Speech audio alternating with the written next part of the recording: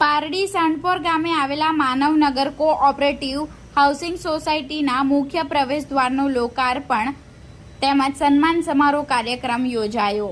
તારીખ 14 જૂન શુક્રવારના રોજ બપોરે 12 કલાકની મળતી માહિતી મુજબ વલસાડ નજીક પારડી સાંઢપોર ગામે આવેલા માનવનગર કોઓપરેટિવ હાઉસિંગ સોસાયટીના મુખ્ય પ્રવેશદ્વારનું લોકાર્પણ અને સન્માન સમારોહ માનવનગર સોસાયટી દ્વારા રાખવામાં આવ્યો।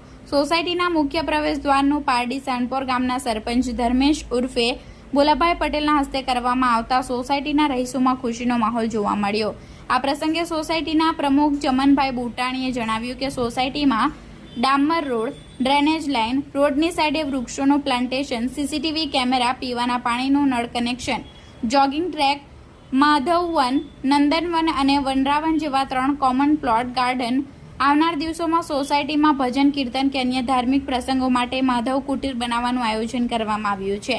આ પ્રસંગે સોસાયટીના પ્રમુખ જમનભાઈ બુટાણી, સેક્રેટરી ઠાકુરભાઈ પટેલ, ખજાનજી કનૈયાભાઈ પ્રજાપતિ અને માનવનગર સોસાયટીના રહીશો મોટી સંખ્યામાં ઉપસ્થિત રહ્યા હતા। આજરોજ Manavnagar cooperative housing service society Pardi સાંઢપોરમાં અમારા મુખ્ય પ્રવેશદ્વારનું લોકાર્પણ સમારોહ હતો।